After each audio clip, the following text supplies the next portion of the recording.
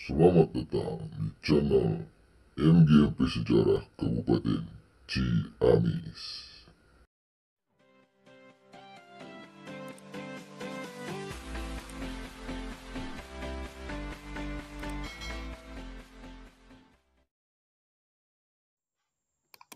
Assalamualaikum warahmatullahi wabarakatuh.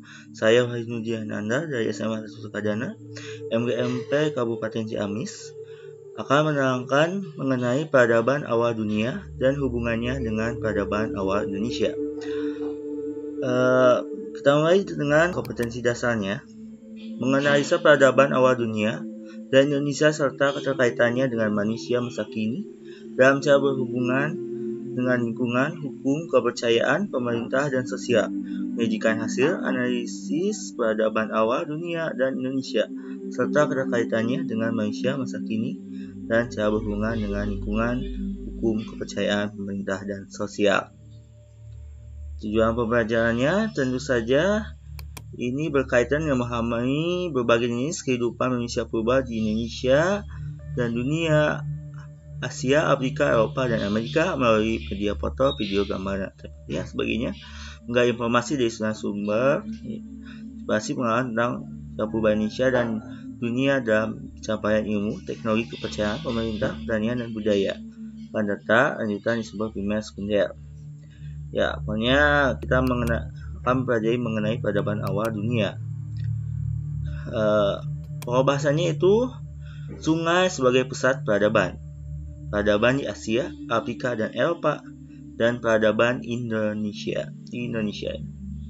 Pertama, kita membahas dulu dengan sungai sebagai pusat peradaban.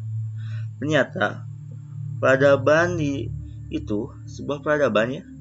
Kita pelajari dulu apa dengan peradaban. Peradaban itu bukan kebudayaan ya. Segala sesuatu yang kita cipta asal manusia itu adalah sebuah kebudayaan. Dan kumpulan berbagai kebudayaan dalam suatu wilayah, dalam suatu tempat, dalam suatu bangsa itu saya sebut dengan peradaban. Nah, kemudian ternyata peradaban itu biasanya mula-mula awalnya dari sungai ya. Sungai sebagai pusat peradaban. Karena sungai itu jelas menghasilkan air ya. Air itu penting untuk irigasi, sumber makanan. Kita bertani ya. Manusia itu awalnya itu bertani. Manusia itu pasti makanan utamanya dari pertanian. Itu pertaniannya berarti dari sungai, sumber makanan. Kemudian ya juga air ya. Nah, soalnya pasti butuh air. Kemudian pusat mobilisasi, transportasi, dan pusat kehidupan tentunya. Kita butuh airnya untuk minum, cuci sebagainya. Kemudian sungai Nil di Mesir, sungai Eufrat dan Tigris di Irak, sungai Gangga di India, dan sungai Kuning Cina itu contoh-contohnya. Itu lihat sekali kan, hampir semua peradaban awal dunia itu awalnya di daerah dekat sungai. Semuanya itu hampir ada dekat sungai. Di Mesir di sungai Nil, di Mesopotamia di antara sungai Eufrat dan Tigris di Irak ya. Kemudian sungai Gangga di India. Di Cina juga awalnya di sungai Kuning. Kemudian pertama kita akan belajar dengan pusat peradaban kuno di Asia. Kita belajar dengan peradaban India kuno. Ya, peradaban India kuno itu awalnya dikenal dengan adanya peradaban lembah Sungai Indus. Lembah Sungai Indus itu ada peradaban suku Dravida. Mereka itu mendiami daerah Sungai Indus, lembah Sungai Indus di sebelah selatan India ya, sebuah negara. Kemudian suku Dravida ini adalah suku yang memiliki fisik kulit hitam, hidung pesek, dan agak bulat ya. Kemudian ya, dan berambut keriting.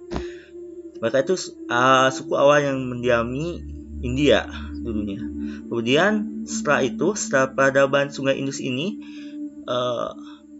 di sebuah peradaban yang hebat, peradaban yang memiliki kota yang luar biasa, tata yang mengagumkan, malah masuknya bangsa Arya sebagai awal mula turunnya peradaban India. Bangsa Arya ini ada bangsa Modern dari sebelah Asia Tengah ya, dari di Asia Barat, jadi itu suku Semit itu masih Indo-Eropa ya masuknya. Mereka masuk ke cerah yang namanya cerah Khaybar. Di awalnya mereka itu ada suku nomaden, kemudian masuk ke India, namanya ada sebuah cerah yang namanya cerah Khaybar. Akhirnya masuk ke India dan kemudian menyerang peradaban Sungai Indus. Ya, peradaban suku Drapida di Mohenjo-daro dan Harappan ya, ke Harappa. Nah, kemudian setelah masuk bangsa Arya mengalahkan suku Drapida, nah disebutnya itu awalnya peradaban India. Awalnya peradaban India ini setelah bangsa Arya menguasai bangsa Drapida, menguasai wilayah India. Nah, mereka membuat sesuatu yang disebut dengan sistem kasta untuk membedakan antara mereka dan darah mereka supaya tidak tercampur dengan bangsa Drapida, dan tercipta asimilasi kelanjutannya dan terbentuklah tuh peradaban India. Nah, peradaban India Hindu ya. India itu dari Hindu. Agama Hindu itu awalnya dari menangnya bangsa Arya terhadap bangsa Drapida. Dan kerajaan-kerajaan India kuno dan pemerintahannya ya, setelah tentunya akan ada kerajaan-kerajaan setelahnya. Ya, ini tetap peradaban India kuno. Ya, ini Harappa ya. Ini awal Indus, kemudian ya ini sungai-sungainya ya. Ini Mohenjo-daro ya, awalnya di sini. Nah, kemudian ini sistem kasta di India ya, yang saya sebut tadi. Ya, kalahnya dikuasainya bangsa Drapida, terasimilasinya bangsa Drapida oleh bangsa Arya, tercipta sistem kasta ya untuk membedakan Brahmana itu di pendetanya, dan Ksatria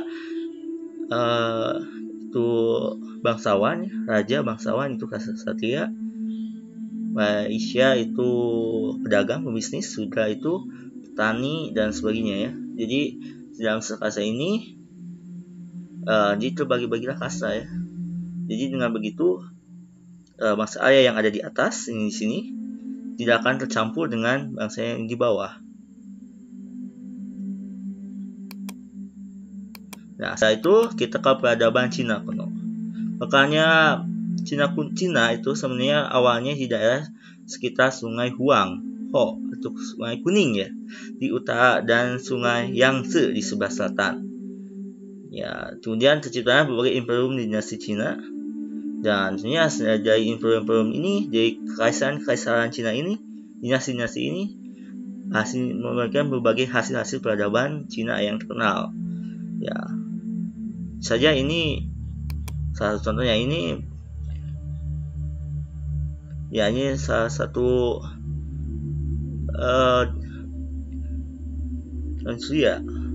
ya, ini peta Cina, peradaban Cina kuno. Ini sepertinya dinasti Tang. Dan ini peradaban Cina kuno. Ini peta asal Timur Pantai dari satu dinastinya ya.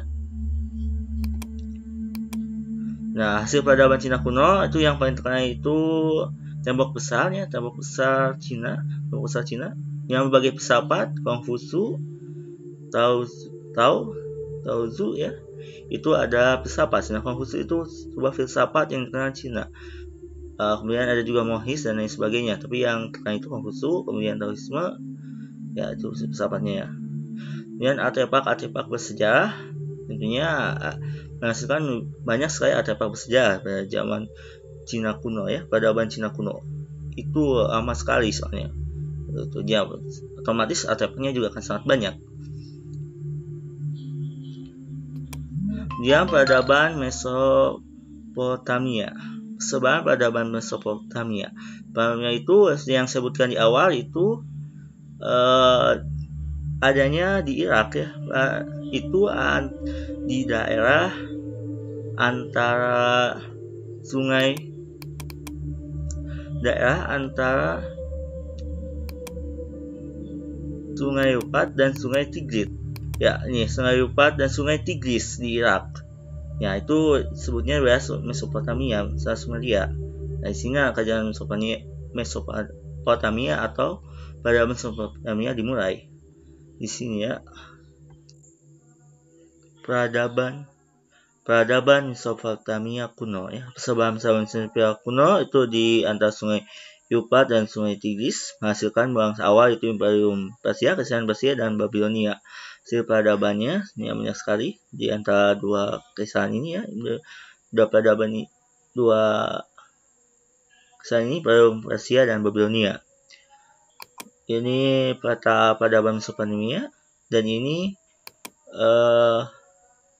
salah satu artefak hasil kebudayaannya juga Urnamu. Kemudian ke peradaban Mesir kuno. Dalam Mesir kuno itu disebutkan hadiah dari Sungai Nil. Ya, di Mesir itu hadiah dari Sungai Nil, the gift of Nile. Ya, jadi awal perkembangan Imperium Mesir kuno, Kekaisaran Mesir kuno itu awalnya di Sungai Nil. Tanpa Sungai Nil, Mesir bahkan tidak mungkin menghasilkan kehidupan.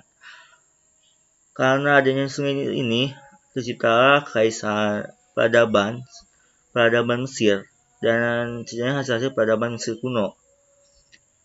Ya, ini petanya. Kemudian ini salah satu tipaknya dari Raja Hammurabi yang dikenal dengan konteks Hammurabi.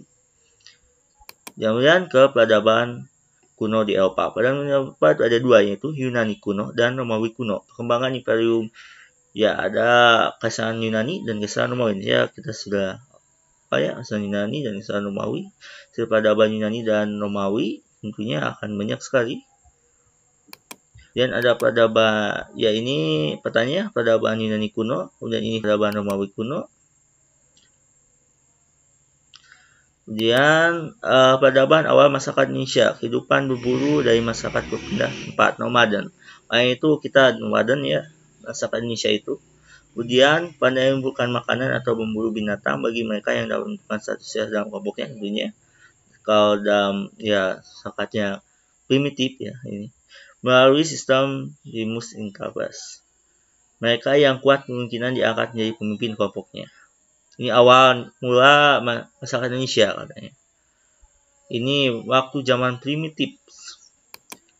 Kemudian setelah itu ada konsep keluarga. Pada kehidupan awal peradaban Indonesia ada konsep perkawinan. Pemimpin kelompok berhak untuk mengawini banyak perempuan dan anggota kelompoknya.